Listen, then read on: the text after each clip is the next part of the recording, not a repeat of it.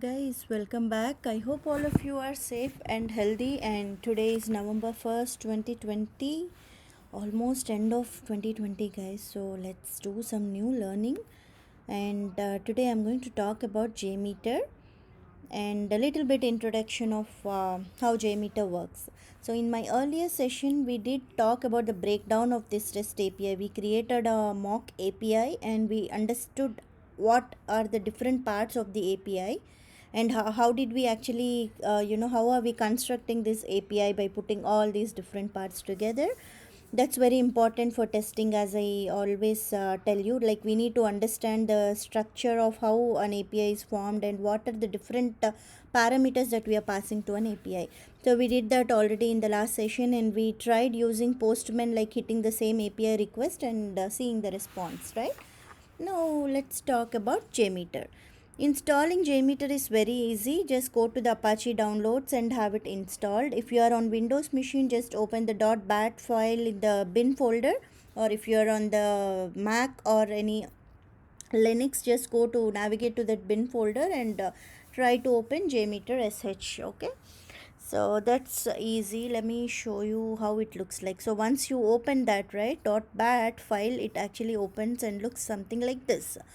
Anything would be under this test plan. It's kind of a root folder, and then here, if you see, just try to add thread group is kind of a package where you have all different HTTP requests, or where you group everything together. So this is how the hierarchy looks like: test plan and thread group. Just give it a demo thread group, and now we are good to add our request here.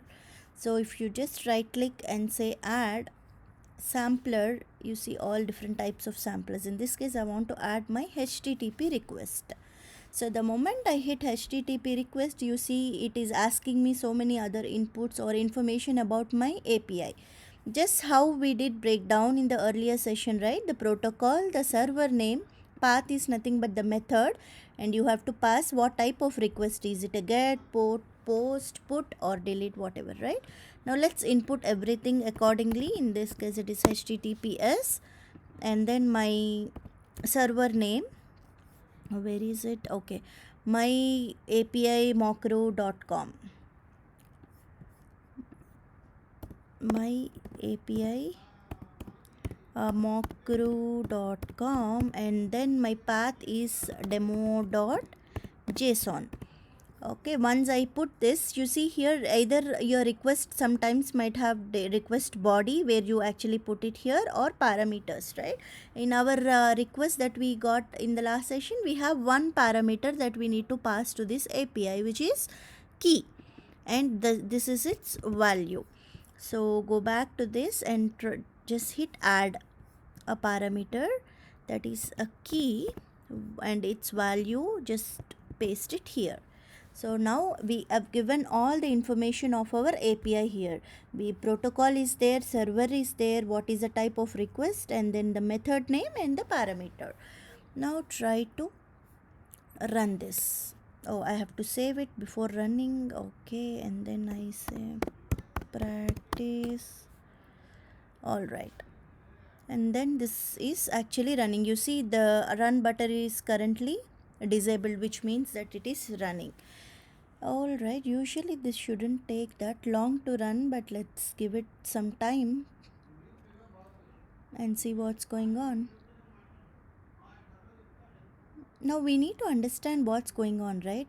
Before actually seeing the result, we have to add something to see the response, right? Like whatever it is doing, the execution part, we have to make sure we add a listener. Listener is something which listens to what the request is doing and the response that we are getting from the server. Let's add there are number of types of listeners that you add, but just one request that we are trying, right? Let's give it a result tree, view result tree, and let's give it some time.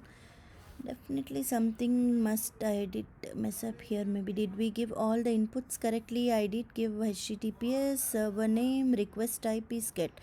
Let's double check the request type. In the last class using Postman we did the same thing, right? Okay, Alright, the request type is get, so nothing wrong in that. And then the path is demo.json. Okay, the request is completed, but it did not record anything because we added after hitting the execute button. Never mind, let me try this again and see what's going on. Alright, so this gives results tree, actually shows you the request that we are sending and what response we are getting back from the server. So the response might be correct or incorrect, but still, right, whatever the response we are getting back from the server, the code and more information about the response would help us debug things better. So let's just give it a minute and see. Something definitely might have gone wrong, but never mind, we'll debug that. Dun, dun, dun, dun, dun, dun, dun, dun, dun. Wait. Come on, server, respond back. So I will talk about this demo, like the thread group, a little bit in a while, but let's first get proper response from the server and then we'll go back to that learning.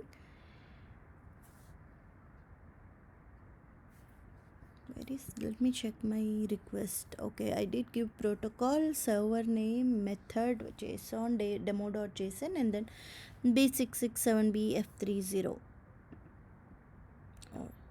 B667BF30. Alright, I got, so you see the request, the response here, actually it failed, and this is the request that we passed.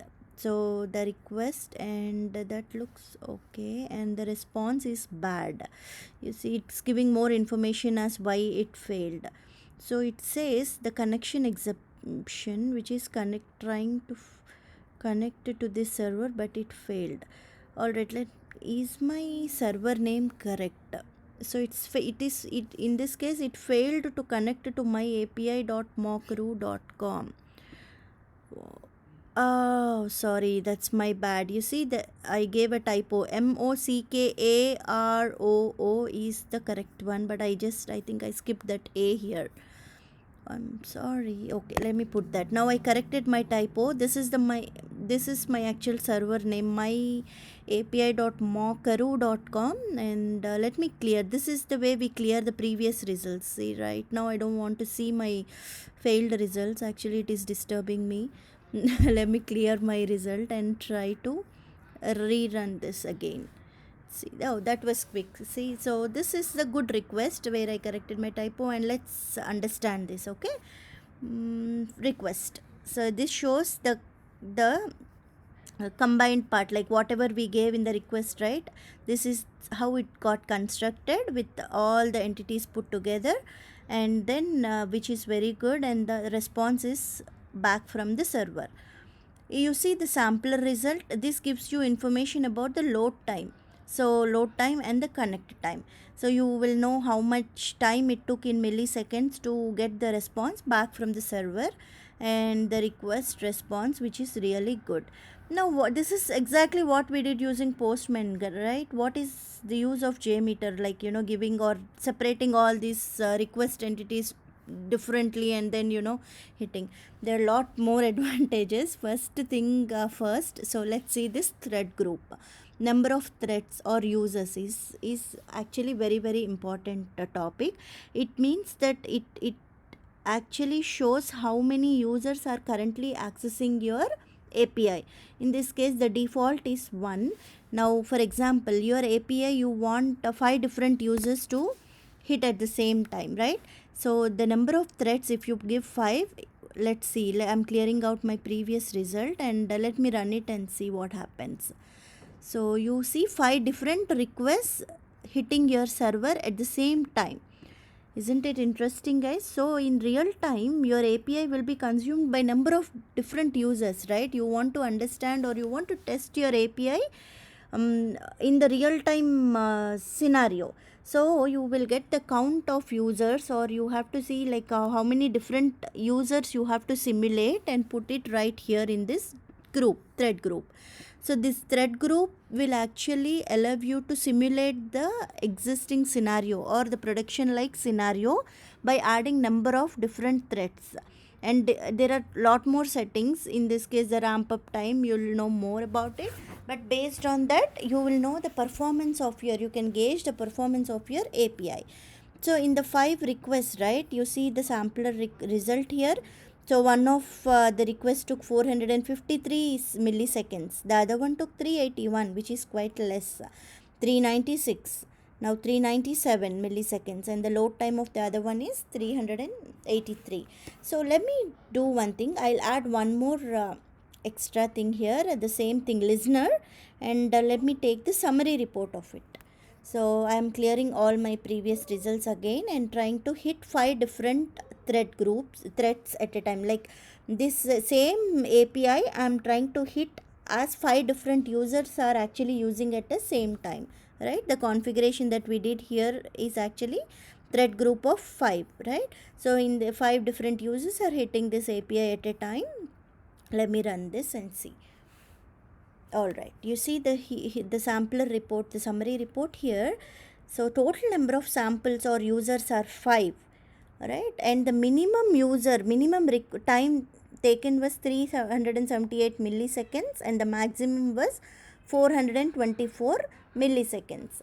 And the average, so you can perfectly say or give a report saying that for 5 different users, my average response time of this API is 395 milliseconds. Isn't it interesting, guys? Isn't it just simple?